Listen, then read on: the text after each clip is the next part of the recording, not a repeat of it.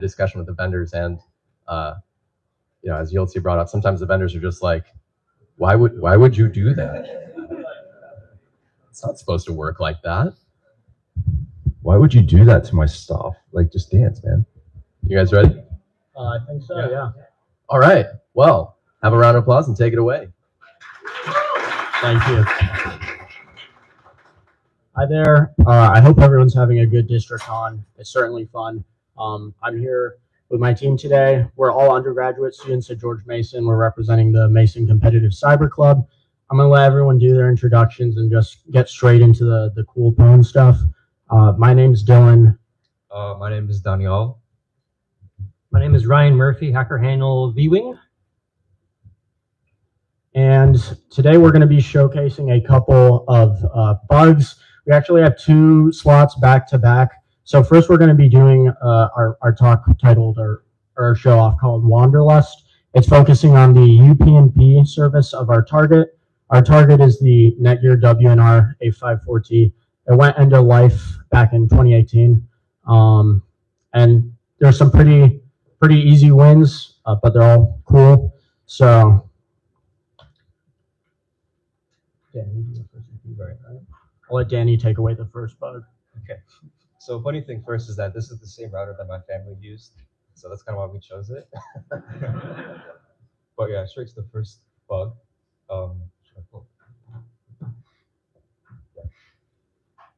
So yeah, right here. So as you can see, this is the vulnerable function in question. When you send a msearch request to the UPnP service running on the router, it's parsed right here, and as you can see, there's a stir copy where the destination is a local stack variable fixed size. So let me go ahead and take a look at our. So as you can see, basic overflow. We have control of R4 to R8, and as you can see, this is the msearch request that we send, and our payload being the first part, the header actually. So essentially, what we do is we have R5 as a pointer to somewhere in the stack where the command will be for the user, and what we're going to do is we're going to return to this address right here in the binary, which moves R5 into RO and then branches the system. So essentially, we can call a system with whatever the user dictates.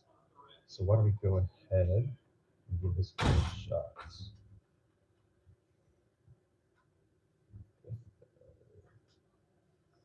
And we're going to just simply reboot it, and hopefully the demo gods are not against us.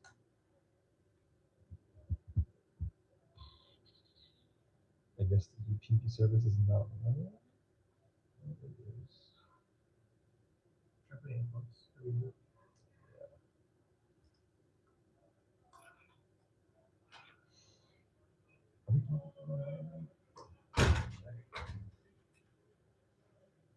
Virtual machine networking is important to get right when you are interfacing with a router, and I did not do that.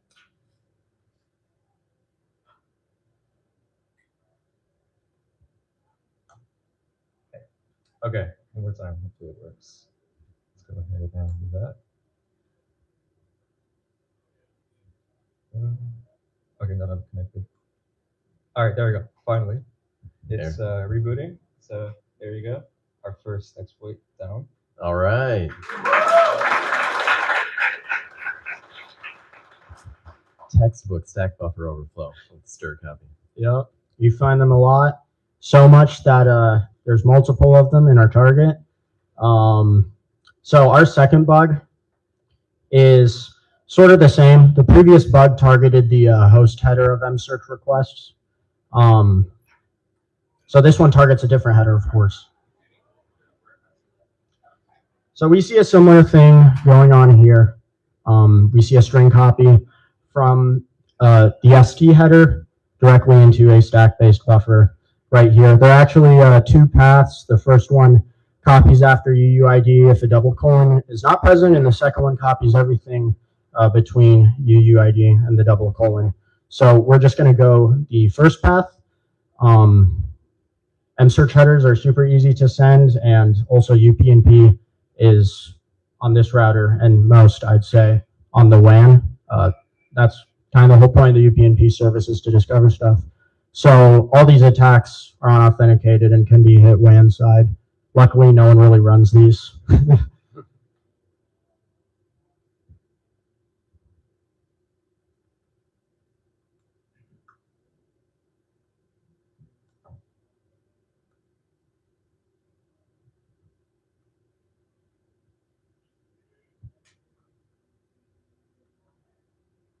I'm just going to also run a reboot command because it's easy to see we have code execution if we just reboot it.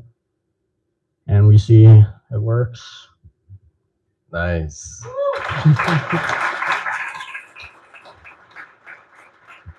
In a WAN side bug, that's a big deal if you're not used to exploiting routers. Yeah. That's the part that faces the internet. So I will be presenting the a bug in SOAP parsing with the UPnP service. This is not the first SOAP bug you've seen here, and I doubt it'll be the last. So for UPnP to map ports to internal IP addresses and similar, you have to provide it a internal IP address, right? So the way that the binary in service is not, excuse me, the way the binary in service parses that internal IP address is not properly sanitized, and so you can simply put malicious data in there. So you see several parameters here. A lot of those are filtered adequately, but the internal IP address is not. So by putting malicious data in that, we can then have that executed in the system call that follows the command string construction that is used in the IP tables. So to demonstrate this, I am going to run a reboot command again. Try it in true.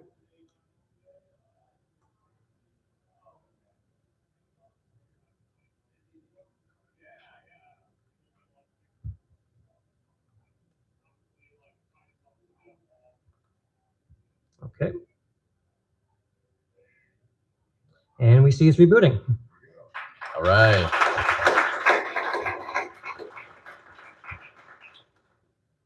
So that was it for our first attack surface on this target. UPnP, usually unauthenticated, usually WAN side, hopefully always unauthenticated.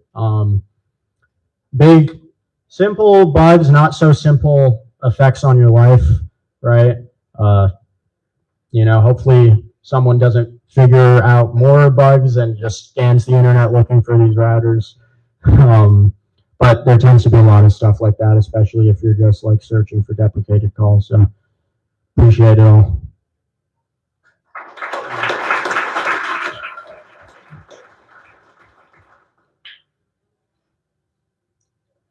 We're back. We'll set up. Very smooth That's transition predictable. between these two. So you just to come back. So you're saying that one of you, this is the router that your parents use or something? Yeah, for a long time. Right. Do they still use it?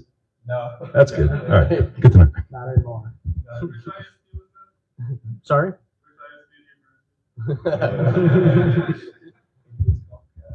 But I mean, good question though. So with this, was it they went to Best Buy and bought this back in the day when it was Honestly, no current? idea. This is when I was a toddler. Fair enough. That's fair. Cool. When was it end of life again? 2018-ish, I think. 2018. Makes for a good target. What ID did this command run as? Are you running a group? Yeah, I think it only, or that's probably not there. Oh. Okay, probably.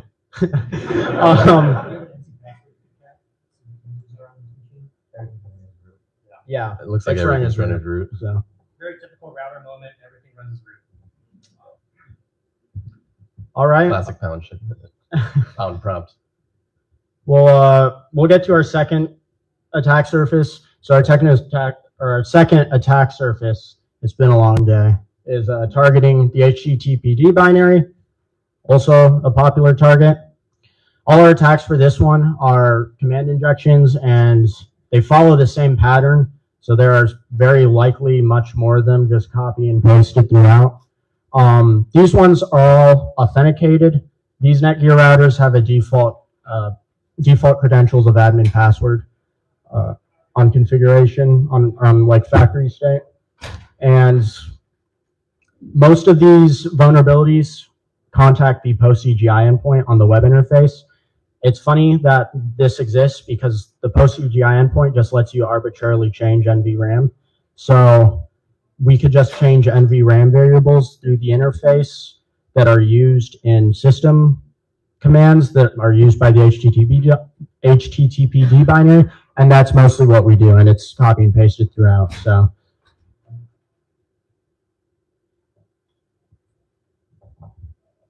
yeah, I'll let Daniel take the first and most bullshitty bug out of the way. So this one is kind of funny. For some reason, Netgear left a web shell interface. Not sure why, but let's go ahead and check it out. It is at the endpoint of command.cgi. Who would have thought? So, okay. I was complaining because our session timed out, I think, so go ahead and try browsing that again.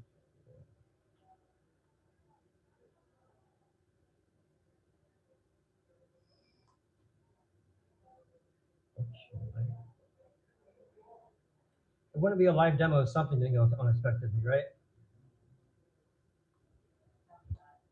Okay. So you can run commands here. Don't know why they left it here. So Convenience. yeah, it's something, right? So what our script does is essentially just visits that endpoint and just runs a command. So Still counts. Mind-blowing technology that we have here on display. yeah. So we're gonna go ahead and run that, and this is off base too, so we're gonna have to give its admin password, and then we're just gonna run reboot, and then hopefully. Yep, there it is. Nice. To me, the icing on the cake is that the command CGI endpoint is actually so incredibly buggy that half the time it doesn't even return the output of your command to you. And then the only way to solve that is rebooting the router. So it's like, not only does it exist at all, but it's not even very functional. So the next bug I will be demoing is a command injection via PPPoE peer MAC address. So this router saves a lot of its configuration in non-volatile RAM parameters, as a lot of routers do. But what's kind of unique about this one is that this just gets straight up passed to a system call in the sys init binary. Now, the only downside with this bug is that it does require you to have the router configured to use PPPoE as like your ISP authentication and connection method. So, but through the power of like command.cgi, you can just force the router to be in that mode anyways.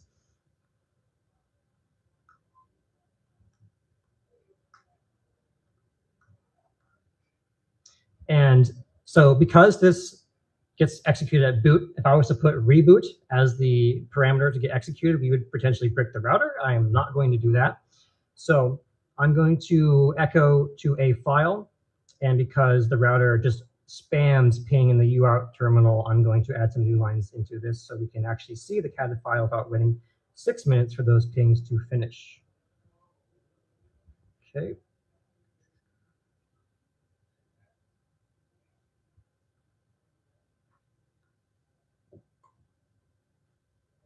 And then I'm going to enable force PPoE, the Y parameter in our script.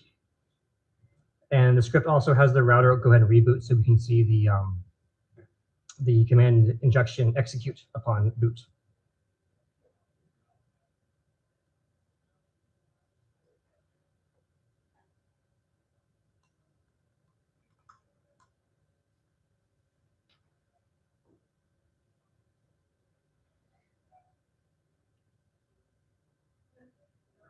And I think as Dylan mentioned, you can also change the NVRAM parameters via post.cgi, which is typically what this script uses.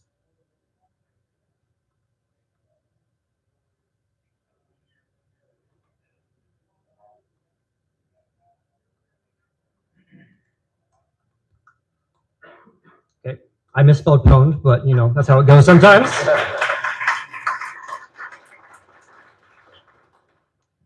Yeah, lots of these NVRAM parameters are also used in sysinit, so careful not to boot loop yourself for proof of concept if you decide to go after other bugs. This last one is going to be, and I'm going to go through it pretty fast because again, it's just a copy and paste.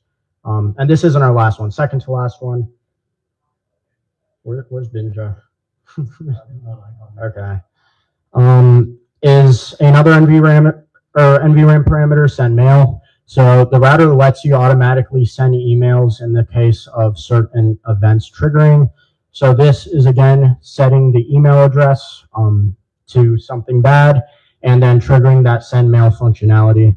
We see here another concatenation with a string, send mail, email address. We changed that with post.cgi, concatenated into system. So I'm going to run that.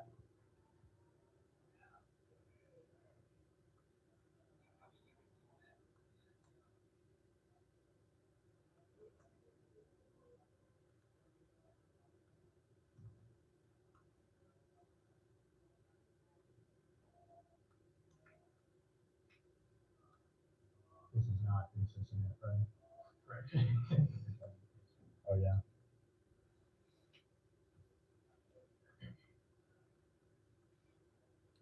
Reboot. All right. All right, and I'll be handling our last command injection via the HTTPD binary. This is in the WAN hostname parameter or NVRAM parameter. So if we go back to the router web admin panel, which hopefully it's up, it might still be rebooting. Okay. So currently it's set to this parameter is set to other because we forced PPOE. And then I go to, I believe it's in basic settings, router status. Somewhere in here, you can find references to the router's model, WNR845T. And this is actually like the WAN hostname NVRAM parameter, which is, again, executed upon the system call in the system init binary. So for yet another command injection, of which this router has many, as you can see, we are going to use WAN hostname exec, provide the router IP address, admin password. It helps if I spell password correctly, pro tip right there. And then we're going to echo another file so we don't brick the router.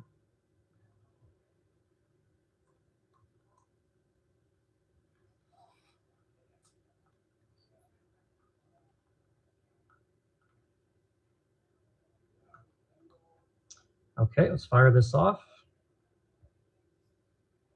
Helps if you actually invoke your script with Python.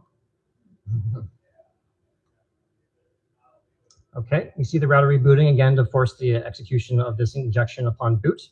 In fact, in here you can see our previous PPPoE right there is actually echoed out to console. So that file is also going to be created as well, which is why I named this demo for the WAN hostname.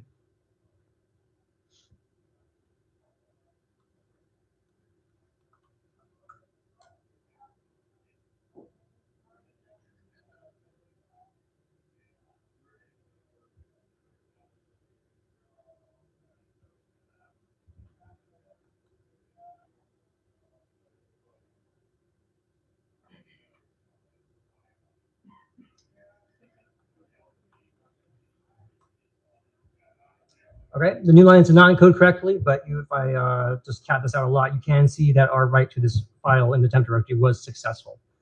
Yeah, nice work.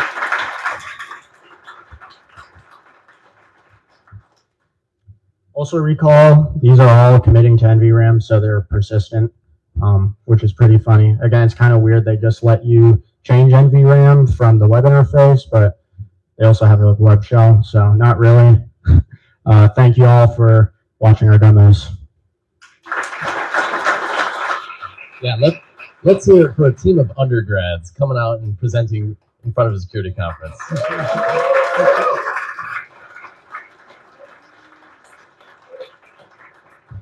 Awesome. It's really classic bugs and making it rain. Thank you guys. Any reflections from the judges? Comments? How long did it take you guys to find those bugs? I'm guessing some of them not very long though. A lot of the web ones in afternoon.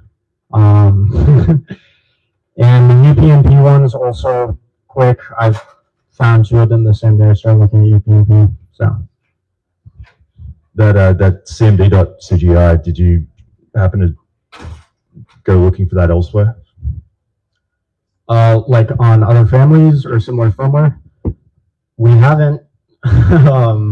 So maybe check out old firmware versions. I believe 1.5.2 North America is the only firmware version for this router. It went end of life. Netgear doesn't want to fix any of the bugs we reported. So, Well, we'll have to poll the audience to see if anybody else's parents have the newer version. Any other questions from the audience?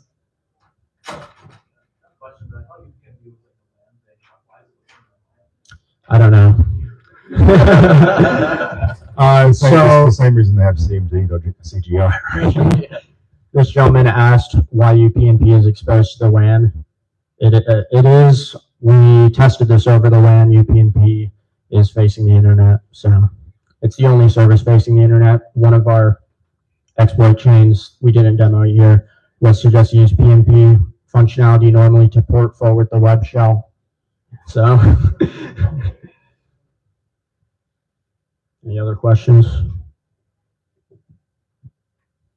Okay, thank you. All right, thank you. Up next, we've got another two-person team, Hellcats and Jack Grentz, the Safa team, who will be demoing two targets themselves. I also want to say thank you to the judges here. We've got, very official paper copies where we're filling out all of the results.